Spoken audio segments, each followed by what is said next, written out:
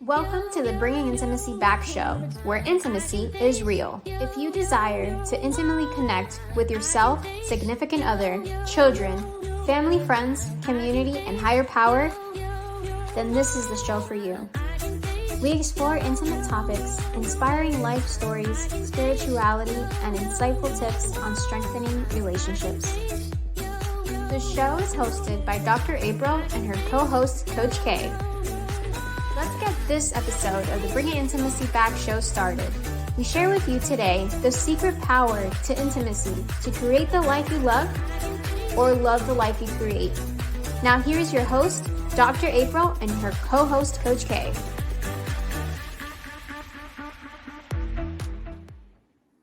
Welcome back to the Bringing Intimacy show, where intimacy is real. Good afternoon, Coach K. Good afternoon, and how are you? I'm doing wonderful. It is so what you know, the whole world is feeling hot. Yes. Even for me, and I love heat. It is hot with a long O. Yes. I think they even said, I think was it last week or this week, it's been the hottest where the world has ever been. It's just, I can believe that. This is the first time, and I've been in this house 18 years. This is the first summer that I have took my air down to 74 in the summertime. Yes. And with all this heat and hot, we are going to definitely be talking about something that is very spicy in some aspect. It is cohabitating, living before marriage, whether it's the beginning, the end, all the controversies about it. And I'm just so happy that you and I get a chance to have this open space to have a discussion on it. Oh, yeah. I love that we are able to have these talks. Yeah. And if you're listening out there, and if you're on Twitter, Instagram, Facebook, and you have some comments or questions about living together before marriage, please chime in. We love different opinions and stuff. So please, yes. But before we get to that, of course, we always have a charity that we talk about. And this one for this month is called Love Yourself Foundation. I love the name of it alone. Love Yourself Foundation. A whole foundation just about loving yourself. Necessary. Yes, definitely. And even in what we're talking about, in the sense of living together, yeah. I just want to put a quick thing out there.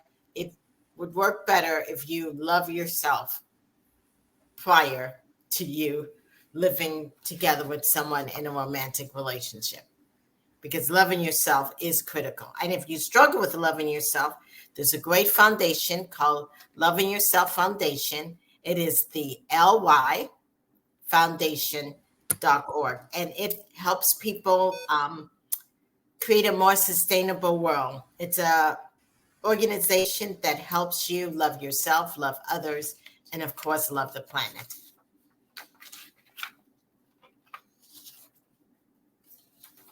Yes. And so when we talk about loving yourself, and I even just mentioned earlier, you need to love yourself before. Look, my Wi-Fi is doing weird stuff today, so I seem like. Yes. Poor Coach K has some technical issues going on. Yeah, are you there with us now? Okay, so she's struggling in the technology. So until she can get back on, I'll just continue to talk about how it's important to love yourself as you enter into relationships. That's just one great thing to keep in mind. Loving yourself means knowing yourself, knowing your boundaries, knowing what you like, and being able to spend quality time with it. So as we start this conversation, and hopefully it won't just be a monologue, about living together before marriage. Many people say, oh my God, is that sin? Is it right? What should I do? Yes. Any thoughts about this, Coach K? I to me, I guess if you're going by the good book, so to say, then I guess cohabiting before marriage is frowned upon. Mm-hmm. But the realities are, it's sometimes maybe a good thing because it will let you know if this is someone that you could rest of your life. I almost view it as I think Coach K not is test driving a car off of a lot and just buying it. okay. I think Coach K is having some issues, but she's what she's talking about is, and when you're living together or you're thinking about living together with someone, it's kind of like testing, as she's saying, a car before you actually buy it. And that is definitely one aspect to look at it. As she stated earlier, in some religious communities, living together is not appropriate, or some people may say that it's sinful. Statistically, it says that couples who move in together before engagement are much more likely to end marriage than couples who don't live together. And in many aspects, I've had this process of, I've lived together with an individual or two, actually.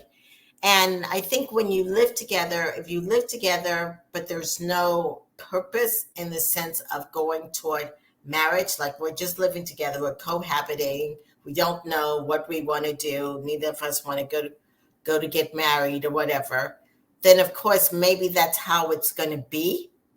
And it was interesting. We had a guest on last week who talked about American women and how American women sometimes don't speak up, or women overall. So if you're living together with someone and there's like, you guys never talked about marriage, or the person didn't want to get married or whatever, maybe that's all it's going to be. But then people get upset because it doesn't lead to marriage, but it wasn't stated in the beginning. That's a good point that you make, is what are the intentions behind it? Because if you don't speak up about your intentions and you just move forward, you can't get mad about what happens, because you're just saying, hey, I want to play house. And then I expect this other person to just know it. If I'm playing house, then you're supposed to make it serious. It doesn't work like that. So I think that is a big determining factor in, living together prior to marriage, was marriage even ever on the table? Right. And I'm just saying this even from my own personal experience, because I've been there.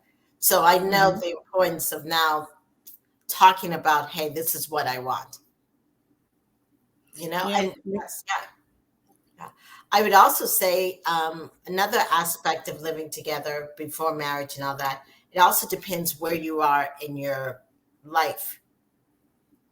Are you guys just starting off as a couple?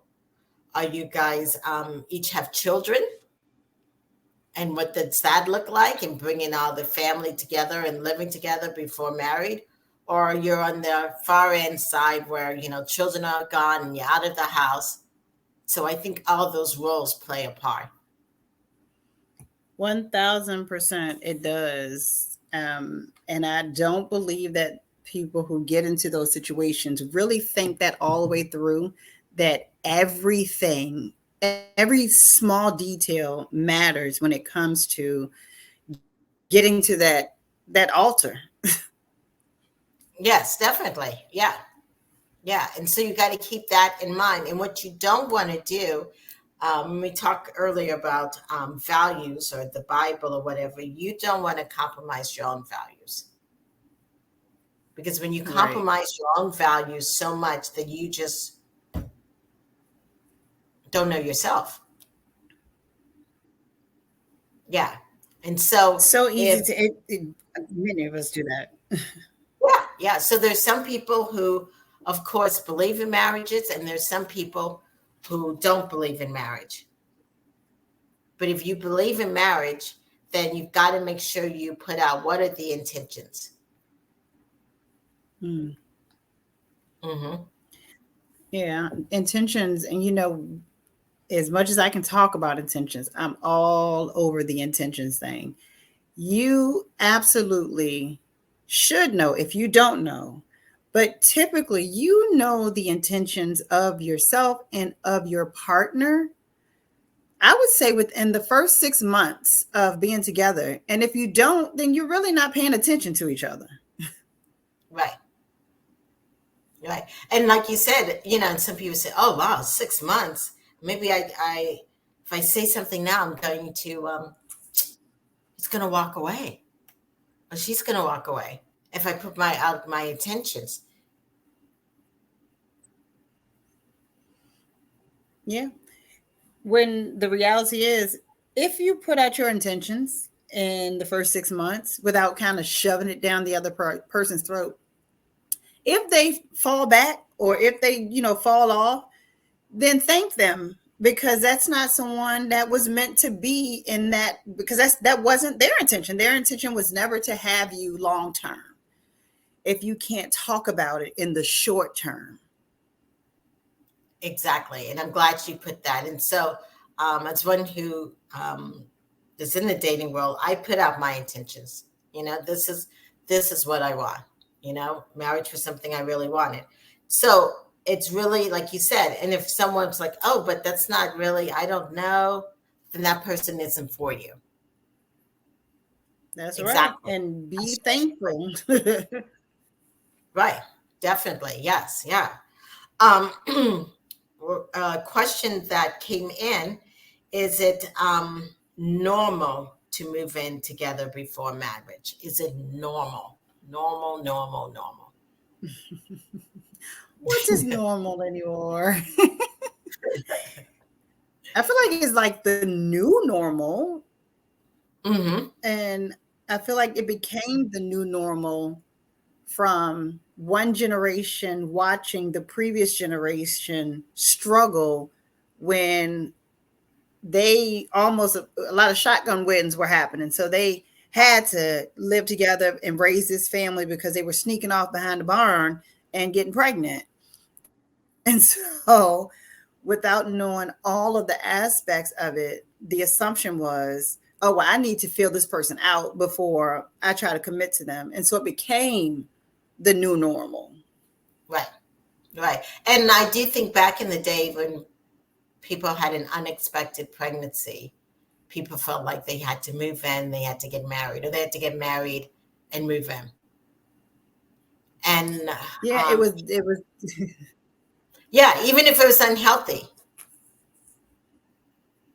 But now, as studies yep. shows, children that grow up in very dysfunctional homes are more maladaptive. They are not doing well mentally versus a child growing up in a single family home with consistency. I didn't hear the last part. He said children who grew up in homes with are children who grew up in homes that are dysfunctional, where couples stay together, get married just because they have the baby, and they're abusive and saying all these other words to each other, are not as healthy mentally as children who grow up in homes where maybe it's a single person and they see their parent. Yeah. Yep, that is true. A single stable parent will be far more beneficial and healthy to a child than two dysfunctional, toxic parents any day of the week. And I did a live, sometime back, and the title was "Leave, the Children Will Be Okay." And it was really all about that. Stop staying around because you wanted your child to have a two-parent home when the home is just full of strife and negativity. What are you teaching that child? You know, what are you putting them through? Right. And I even ask people, would you tell your child to stay in this relationship? And they're like, no. Then why are you telling yourself that? Because children are going to do more of what they see versus what you say. Another question that came up, which is a good one. What red flags should I look for when moving in? Okay, so number one, if you see red flags and you guys are dating, don't move in. Yeah. Yes. And a red flag, and for each person, it's different. Some red flags that I consider red flags is when people are drinking too much. It's one thing. When people, I don't know, don't have a job, or they're always going late to their job or putting off their job. Yeah. For some people, it's if they're struggling and paying their bills. Yeah, I definitely. think one red flag that I don't think we pay attention to a lot is someone who always says yes. Oh, yeah. That is a huge red flag. And of course, you know, if you're a woman and there's a man who never tells you no, you're going to feel like, oh, this is awesome. I get everything I want. But if you really think about it, if that person does not know how to say no, right, then that could tear your relationship up. If you all get a house together, it may be somebody who that mismanages their money, doesn't pay their bills because they're telling their mom, yeah, you can borrow this money, or cousin, yeah, you can come over to the house and wash clothes. And, you know, so that's a big one. Another red flag that I tell people to look at is if you meet someone and they don't really have any close friends and they're not talking to their family, and they're all kind of like in what you say, they're just all about you. You know what I'm saying? But, you know, they have no friends or whatever. They've fallen out with everybody. That's a red flag. Yeah. You need to investigate that thoroughly. Definitely. So, yeah, that is something to definitely think about in the sense of these red flags. Yeah. Another red flag is trying to understand when a person has had a crisis, how they relate, what happens to them.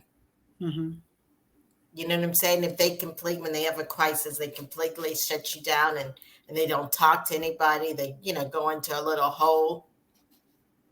Yeah. Yeah, that is major. So major, because how they act in that moment really lets you know when things get thick between you two, that's probably going to be their mode of communication, and is just to shut down. Right. And if you allow that, even for a short period of time, and then one day you say something about it, oh, you've changed, when it was you that allowed this behavior you didn't see them wrapped up in their red flag. You just close your eyes. Right, definitely. Yeah. And someone, as you said earlier, who doesn't have really any boundaries. You're right. That's yes, definitely a red flag. Let's see. Another question that someone asks is, women think living together means he will propose eventually. Expectations are high and pressure. How can a woman manage their expectation? How can a woman know if the relationship is leading to marriage? Ask. Yeah. Pay attention. Yeah. And state it. Say, yeah, hey, I want to be married. I mean, that's probably something, even when you're starting dating, date 1, date 2, date 3, you should even state out, this is my intention. Some people are just dating for hookups. Some people are dating for just boyfriend, girlfriend, We see each other every now and then. I live my life, another, yeah. But if your intention is to marry, that's what you need to state. Right.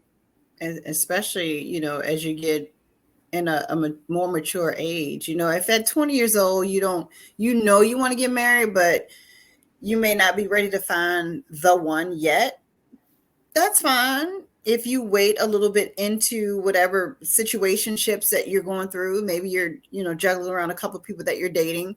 But eventually, yes, that intention need to be set. And how women can control or, control their expectation. Right. Is to just stop thinking that everyone that you meet is a mind reader. That's going to be number one. And stop thinking that and expecting that man to be brought up with the same intentional end goal as you, because not everyone has an end goal of marriage. That isn't for everyone. Right. Some people just want to be in a long-term relationship without the court systems bonding them together. Let that be known, and don't settle. Exactly. If you want actual marriage versus a long-term relationship, don't settle, because I can tell you, if they have told you that their end goal is not marriage, you won't change their mind. And if you do, it probably will not last, because they only did it to make you happy. Right. And then it's going to lead to a lot of resentment. Yep. Yeah. Or as some people would say, well, I felt trapped. Yeah, I got married because, yeah. And this also happens sometimes. I've noticed in my sessions with couples is sometimes they're dating and one person has a financial thing going on. And so they decide to move in together to cut down expenses. But they moved in just for that sole purpose. And then one person just assumed that, ooh, right, this has to lead somewhere else. Right. And it doesn't. Yeah. And then it's like, and so somebody asks, why do couples break up after living together? You could find out that the person that you were living with, and I literally saw a post, probably on Facebook or Instagram, that I think a guy broke up with the girl probably within a week of moving in, because he found out that she was just completely nasty. Like, she took good Instagram pictures and probably a corner of her house, but she was just disgusting, like hygiene wise, house wise. Right. Because if you just go visit someone every once in a while, that gives them time to, straighten up or clean up. Or they may meet you at a hotel, or they may meet you at someone else's house. But one reason for breakups is to find out that someone is just completely filthy and disgusting. Mm-hmm. Yeah. Another, I think, aspect is that they haven't talked about whether you call it house rules or household responsibilities and chores and all that. And those things need to be discussed beforehand. You just don't. I think what happens sometimes is you start dating someone and you're spending the night and they're spending the night, and then slowly more stuff comes, and then next thing you know, you're living together. Mm-hmm. Yeah. And you never talked about, visitor limitations. How much of the rent are you going to pay? You're eating up all my food. You haven't contributed. Yeah. Right. And if, let's say, you're in that situation, then it's time now to make sure you have those conversations. Yeah. I know my daughter, she had a boyfriend, and before they moved in together, because my baby girl is very smart, she had a whole agreement written up that this is what you will pay, and whether we stay together or not, this is your obligation. Right. And that's a reality. That is a reality. Having an agreement, like, you may be on the lease or the mortgage or whatever, but having a document that can be held up in court if needed, or at least to show that this is your obligation, whether we stay together or not, because you're putting yourself in a place where you're depending on another person's income or money to supplement this place that you're moving into, Mm-hmm. that it may or may not last. Right. Right. And I like that how you said is to have a document, because like you said, if you're putting yourself rent or whatever, household or whatever the big bills may be, and that person walks out and says whatever, yeah, but you think twice about walking out on someone or just saying whatever when you've actually signed a document. Right. You are absolutely right. Mm-hmm. Yeah, because the sad thing is that when people are hurting, sometimes they can only think of themselves. They don't think of the collateral damage of, other things that happen. Yep. Yeah. So put it in place while things are sunshines and butterflies, so that if the rain clouds come in, there are no questions. It's kind of, here it is in black and white. This has nothing to do with I'm mad or you're mad. We did this when we were in a happy place, so this is our agreement. Mm-hmm. And if you have children and you move someone in or you go live with someone, you have to realize that your children do get attached. And breakup. Yes. When you break up with someone, it's just you. Of course, it's different. But when you have a child and they get attached to person A, B, or C, it becomes this whole, I miss so-and-so. And this person's like, well, can I come visit the child? And if that's not their, original parent, what kind of bond is that? Yes. It becomes a very tedious aspect. So living together before marriage, and when you have children, really think about how it will impact the children if the relationship does not work. And even sometimes having that agreement, as she says, or that conversation with this person who is moving in, of what is my role in helping you with the children.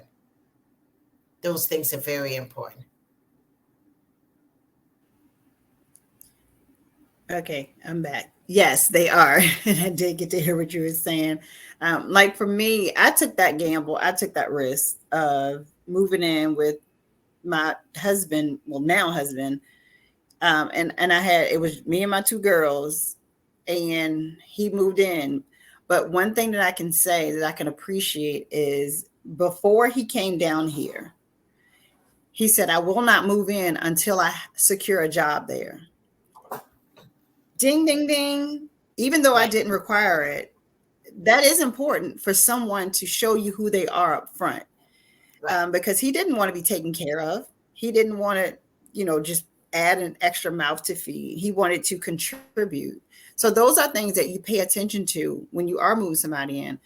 And as far as the children, if I had to go to work on a weekend, I would take them with me, because, as we're all still getting to know each other, I still want to be that buffer in between, because like you said, you don't want your children to get so attached that if you have to take that person out of their lives, they're severely affected, because they haven't learned to control emotions like you as an adult have. Mm-hmm. They just know genuine love, and then you just rip this person away from them. So especially someone who has children, you really need to think twice, 3 times, a whole bunch of times, over and over, about, is this the right decision? What is this person's intention with being in this household with us? Right. And I know my stepdad moved in when I was younger, and it took time for me to adjust to that, that I couldn't just go into my mom's room. I couldn't just sleep with her, whatever. But also my stepfather at the time took time to build a relationship with me, mm-hmm. to play with me and all that kind of stuff. So we had a great bond. I've been on the other side of moving in with someone with a kid. And when that ended, the whole aspect of being attached to the kid was difficult. Yeah. Yes. Yeah. In that aspect. So, in figuring out what kind of relationship, if or should I have after all of this, which can be somewhat difficult. So it's really important to understand the impact you have on your kids. I 1,000% agree. I set it in my mind that when I was still out in the dating world, I was like, I would never be with anyone that has children because of an experience that I had. And that was my hard no. That was, I wasn't going to do it because who wants to be ripped apart from a child, that you get to know. It's difficult, not just for you, but for the child. But the relationship that you build individually with the person you're with, you always want to build a separate relationship with that child. And so now you have to sever two Yes. different relationships. That hurts. Yes. Now it's extremely painful for me. And so, like you said, I went through, the process of, I'm not going to do that ever again. Get attached to someone who has kids and move in without marriage. Yes. Yeah. So those are things to definitely consider when you're thinking about cohabitating. Yes, it is. Yes. And then when there was a question about, if you live with someone for 7 years, is it, I forgot what they call it. Common law. Yes. Yeah. And common law does not always exist in every state. Right. I believe in Virginia, we are a common law state. Okay. I think, and that can get dangerous. So you should find out if you are a common law state before you decide that you want to shack up and just play house with somebody. Right. Because I believe in Florida we're not. So you got to really understand the guidelines of that and what that truly means.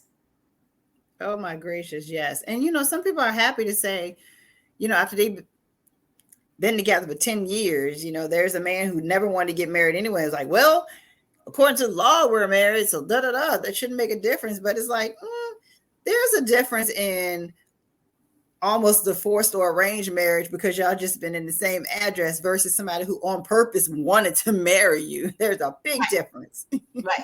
Right. And like you said earlier, do not settle. Right. For our listeners who are out there, and don't settle. Don't just say I'm going to move in just because this is all that it is right now, and this is not what I really want. Don't settle. It's not worth it. It's not worth. Don't put yourself in that position. Be okay with, if you don't have the intentions of having me long term, then you can stay at your place. We can continue to date, understanding that I may date other people to find the person that aligns with my requirements. And that is okay as well. Right, definitely. And so one of the things that can help you to determine, like, hey, maybe is this person for me? Is this person, do we have that true intimacy? Because this show is about intimacy, being connected. I don't know if you know, well, I have recently released some intimacy quizzes. Awesome. Yes, that couples or individuals can go on to Bring an Intimacy Back website and click on there and take an intimacy quiz. And I look at all forms of intimacy. How are my partner and I connecting, not only physically, but spiritually, activities, communication. What's that communication intimacy? How do we resolve conflict? Financially, yes. What does that look like? That is a great tool to help you decide, help you bring insight. Because when you take quizzes and you take assessment, all that brings insight. And I think the more knowledge you have about a situation, the better you can make a decision. That information is key. Knowledge is key. Yes, definitely. So, final words on living before marriage. It's a great thing if it's something that you have an intention for. Something like you said, hey, I definitely want to get married. And it's leading toward that. But as we stated earlier, it's good to have some guidelines on it, an agreement, conversation. Yeah, and if you are already in the position and you kind of see that it's not leading anywhere, have that difficult conversation. And if you set your intentions up front and put it out in the open, and that person seems to draw away from you, clarify, where they are, what their intentions are, restate what yours are, and have that genuine conversation of, should we continue this as just dating, which will open it up to allow you and your partner to date other people, to find the people or person that is aligned with your intentions. Living together does not make you marriage material. I love that. Living together does not make you marriage material. Exactly. Yes. What makes marriage material is being able to really, number one, having what you're bringing to the table, how your partner aligns with that on other things that are critical to each person. Yeah.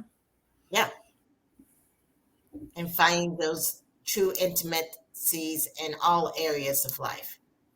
And those quizzes will help you do that.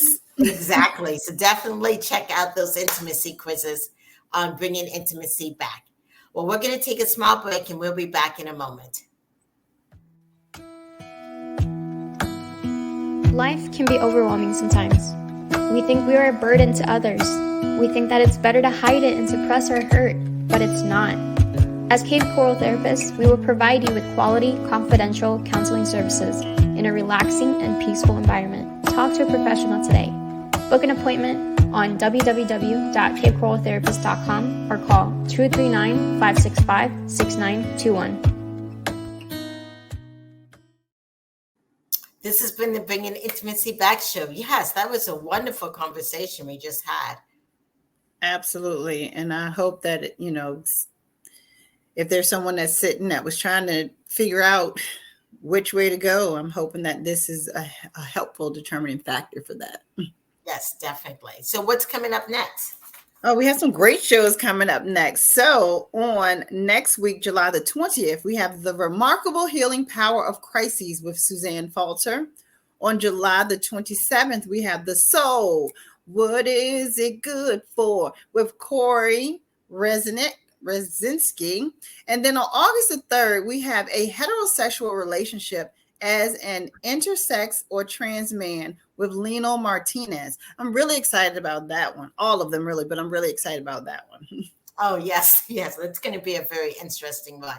Well, thank you so much. If you're out there listening, we've been thrilled to be out there so you can hear our different topics. Please like us on Twitter, Facebook, Instagram, and YouTube. And this has been the Bringing Intimacy Back show. We will see you guys next week. Take care. Bye. Bye, everybody. Thank you for listening to today's episode of Bringing Intimacy Back, where intimacy is real. You can also find us at bringingintimacyback.com, LinkedIn, Facebook, Instagram, Twitter, and YouTube. Dr. April Brown's 7th book series, Improving Intimacy, is now on Amazon. We'll see you next Thursday at 3:30 p.m. Don't forget to follow, share, and subscribe.